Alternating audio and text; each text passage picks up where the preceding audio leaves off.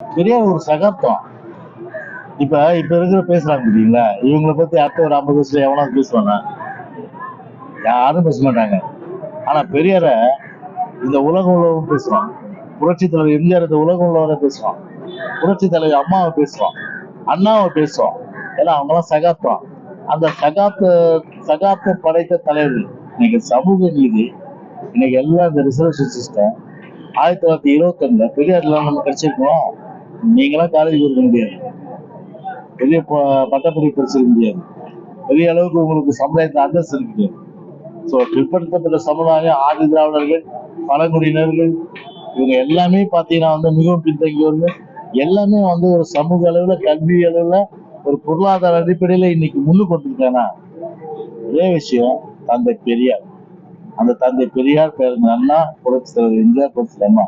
சமூக நீதி யாரு? 69% இடஒதுக்கீடு அம்மா தானே பாதுகாத்தது. அப்படி இருக்கும்போது பெரியார வந்து கொச்சைப்படுத்தி தாங்கள் வளர வேண்டும் என்று நினைத்தால் நிச்சயமாக அது அழிவு பாதைக்கு தான் கொண்டு செல்லும். அதுதான் சொல்றேன். யாரு ஒரு குற்றச்சாட்டு வந்துருச்சு, பிரபாகரனோட நீங்க வந்து இல்லைன்னு, ஆமக்கறி சாப்பிட்டீங்களா இல்லையான்றது அது ஒரு விஷயம் இருக்குது. அப்புறம் வந்து பார்த்தீங்கன்னா நிறைய வந்து கேள்விகளுக்கு இன்னைக்கு வந்து சமூக வலைதளம் இருக்கு. இது யாரு நிரூபிக்கிறது? பேர்டன் ஆஃப் ப்ரூஃப், அதாவது மெய்ப்பிக்கு சுமை என்பது சீமானதான் சாப்பிடும். அவ்வளவுதான் மெய்ப்பிக்கணும். அதனால குற்றச்சாட்டு எழுந்துருச்சு இல்லையா, அவ்வளவுதான் மெய்ப்பிக்கணும். ஆர்ட், அது ஒரு கலை. அந்த கலை வந்து இப்போ வந்து பொதுவா ஒரு சகிப்புத்தன்மை வேணும். அந்த சகிப்புத்தன்மை இருக்கிறவங்களால மட்டுமே வந்து பார்த்தா அரசியல்ல ஒரு ஒரு ஒரு ஒரு ரெக்கக்னிஷன், ஒரு அங்கீகாரம் கிடைக்கும். சகிப்புத்தன்மை இல்லைன்னா அங்கீகாரம்ன்றதே கிடையாது.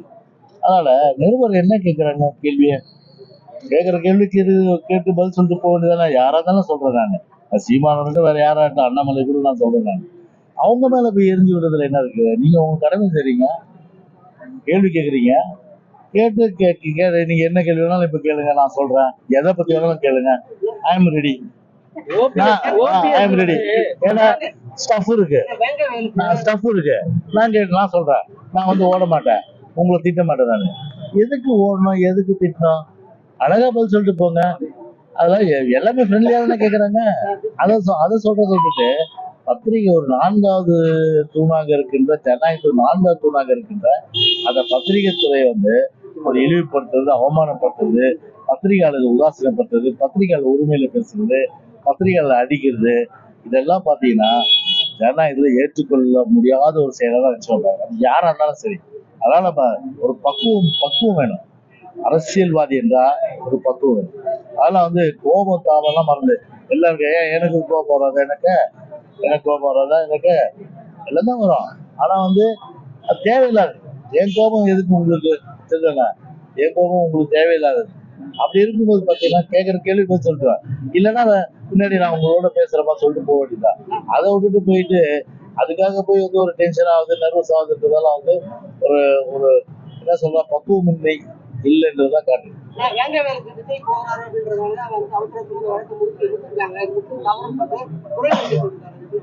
இல்லைங்க, இப்ப நேற்று கூட அறிக்கை வந்து கட்சி சார்பா கொடுத்துருக்கோம்.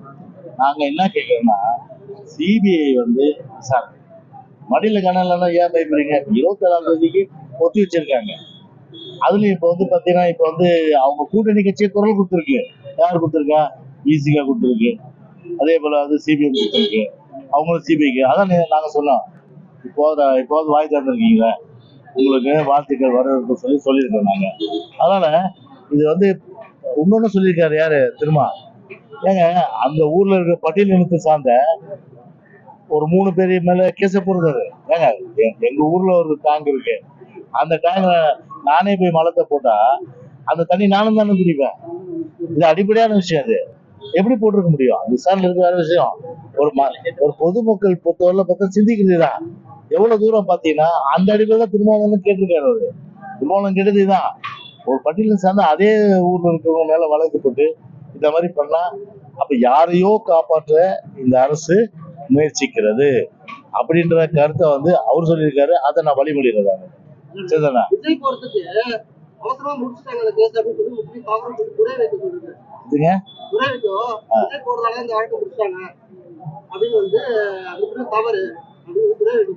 இல்ல அதுதான் நாங்க சொல்றோம். அதாவது உண்மை குற்றவாளி கண்டறிய பண்ணது. பாருங்க ஒரு போலீஸ் வந்து ஒரு பெரிய அளவுக்கு வந்து திறமையான போலீஸ் எங்க ஆட்சியில. இப்போ அந்த திறமை இருக்கு. மூளை மழுங்கடிச்சிட்டானுங்க டிஎம்கேலுங்க. இப்ப அப்படி இருக்கும்போது அந்த போலீஸ வந்து ஃபுல் ஃப்ரீடம் குடுத்து சட்டத்துக்கு முன் நிறுத்துங்க. அப்படி நிறுத்தினா இப்ப பிரச்சனை இல்லையே. அப்போ மூடி மறைக்கிறீங்கன்னா, அப்ப எல்லாத்துக்குமே வந்து கேள்வி வருது இல்லையா? அப்போ யாரையும் காப்பாற்ற வேண்டிய ஒரு முயற்சியில தான் இன்னைக்கு இந்த அரசு ஈடுபட்டிருக்குதானே அந்த சந்தேகம் வருது. அப்புறம் சார் ஓபிஎஸ் வந்து அதிமுகவுடன் அனைவரும் ஒன்றிணைணும் அப்படின்னு சொல்லியிருக்காரு. அவரும் அதான் விரும்புறாங்க, மக்களும் அதான் விரும்புறாங்க. இல்ல இது வந்து ஏற்கனவே பொதுச்செயலாளர் பதில் சொல்லிட்டாரு, அதனால நீங்க கட்சியில சொல்லிட்டாச்சு, நானும் பல தடவை சொல்லிட்டேன். அதெல்லாம் அவர் நீக்கப்பட்டவர் அவரு. அது அது அவர் வந்து எது வேணாலும் பேசி போட்டோம். ஆனா அவரை வந்து கட்சி நீக்கிற புதுக்குழு நீக்கிற ஒருத்தர் அது குறித்து நாங்க வந்து அந்த பெருசா அவருடைய கருத்தை பொருட்படுத்துறது. பிஜேபியில வந்து நயினார் நாகேந்திரன் என்ன சொல்றாருன்னா, அதிமுக அமர்ந்து பேசினாலே சுமூகமாயிடும், மறுபடியும் கூட்டணிக்கு வாய்ப்புகள் இருக்கு. அதுதான் வந்து பொதுச்செயலாளர் வந்து ஏற்கனவே கட்சி எடுத்த முடிவு தானே. நான் பொதுச்செயலாளர் வந்து இப்ப கட்சி ஆபீஸ்ல நம்முடைய பொதுச்செயலாளர் மாளிகையில தெளிவா வந்து சொன்னோம். அதாவது கூட்டணி பொறுத்தவரையில பாராளுமன்ற தேர்தல் இருந்தது, 2020 சட்டமன்ற தேர்தல் இருக்காது, என்னைக்குமே இருக்காது. ஏன்னா அந்த நிலைப்பாடை வந்து தெளிவுபடுத்திருக்காரு. அந்த நிலைப்பாடு தான் என்னைக்கு தொடரும். ஆனா அவருடைய ஆசையை அவர் தெரிவிச்சிருக்காரு, புரியுதுங்களா? அது வந்து அவருடைய ஆசையா இருக்கலாம். யாரு இல்ல அவங்க ஆசை அவங்க தெரிவிச்சிருக்காங்க. அவங்க புரியுதுங்களா? அவங்க பிஜேபிக்கு வந்து இது சலாம் போட்டோம், பிஜேபி அடிவரடிகளா இருக்கட்டும், பிஜேபியுடைய ஒத்துழைகளா இருக்கட்டும், பிஜேபிக்கு வந்து சேவை செய்யறதா இருக்கட்டும், அது அவங்களுடைய கருத்து. அது எங்களுடைய கருத்து இல்லை. பிஜேபி விட்டு வெளியில வந்தாச்சு, பிஜேபி வந்து தேவையில்லைன்னு. ஸோ அந்த நிலைப்பாடு தான் சட்டமன்ற தேர்தல் தொடர்ந்து சொல்லிட்டு கட்சி ஏற்ற முடியுது. ஓகேவா?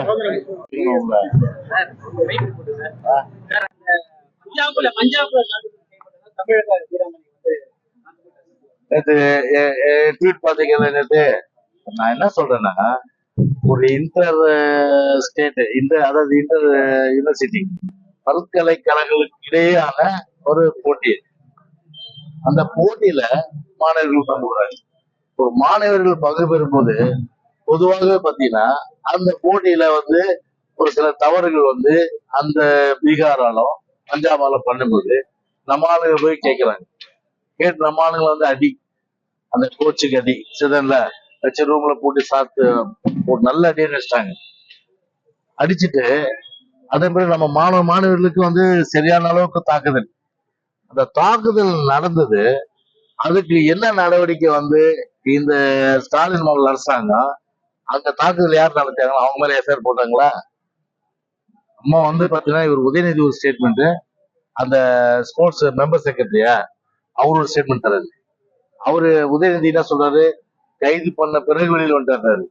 இவரு என்ன பண்றாரு, விசாரணைக்கு தான் கூட்டு போயிருக்காங்க. அப்போ ஒரு ஒரு ஒரு அமைச்சர், அந்த விளையாட்டுத்துறை அமைச்சர் டெப்டி சிஎம் அவரோட ஸ்டேட்மெண்ட்டும் மெம்பர் செக்ரட்டரி ஒரு ஸ்டேட்மெண்ட் கொடுக்கறோம்னா எந்த அளவுக்கு கான்ட்ரரி பாருங்க. அப்ப எது உண்மை அப்போ, புரியுதுங்களா?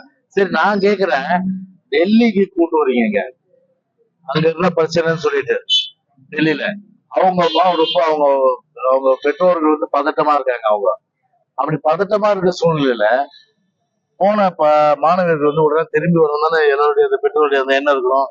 அவங்கள போய் டெல்லியில போய் உட்கார வச்சுட்டு ட்ரெயின்ல ஏன் கொண்டு வரீங்க? ஏன் ஊதாரி செலவு செய்யற இந்த கேடுகிட்ட மானங்கிட்ட அரசாங்கம் ஒரு பிளைட் டிக்கெட் கூட எடுத்து தர முடியாதா? எத்தனை பேர் இருக்காங்க? ஒரு 12 பேர் 13 பேர் இருப்பாங்களா? பிளைட் டிக்கெட் எடுத்து கொடுத்துருக்கலாம்ல. அதான் நம்ம ட்விட்லயே போட்டேன் நானு. ஆனா நீ எடுத்து கொடுக்கலாவோட பிளைட் டிக்கெட் நான் வேணா எடுத்து கொடுக்குறேன். பிளைட் டிக்கெட்டு அங்க வந்து பிளைட்லயே நான் வந்து கொண்டு வரேன்னு சொல்லிட்டு இப்படி வந்து பாத்தீங்கன்னா ஒரு பிளைட்ல கொண்டு வரது கூட வக்கீல் இந்த அரசாங்கத்துக்கு. விளையாட்டு வராங்க, இவரு ஸ்டேட்மெண்ட் அவரு ஸ்டேட்மெண்ட், அவங்க மேல எந்த நடவடிக்கை இல்லை. நம்மால புடிச்சு மட்டும் அடிச்சாங்க. அடிச்சவங்க யாரு மேல நடவடிக்கை இல்லை. நம்மால அடி வாங்கி தான் வச்சோம். ஸ்டாலின் ஆட்சியில மாநில ஆட்சியில இன்னைக்கு விளையாட்டு வீராங்கனைகள் வீரர்கள் கூட வெளி மாநிலத்துக்கு போனா அடி வாங்குற நிலைமை தான் இன்னைக்கு வந்து ஒரு இருக்குது. ஒரு மோசமான ஒரு முன்னுதாரணமா இருக்கு. எனவே இந்த மாதிரி இல்லாம வர காலங்கள்ல உடனடியா பாத்தீங்கன்னா யாரு அங்க தவறு செஞ்சாலும் இல்லையா அவங்க நடவடிக்கை இருக்கு. நம்ம அடி வாங்கிட்டு நம்ம மட்டுமே கூட்டு வந்து சரியா போச்சா? அடிச்சவங்க மேல என்ன நடவடிக்கை இல்லை. அதுக்கு வந்து எந்த வித நடவடிக்கையும் இந்த அரசாங்கம் அந்த அரசோட பேசி நடவடிக்கை எடுக்கல.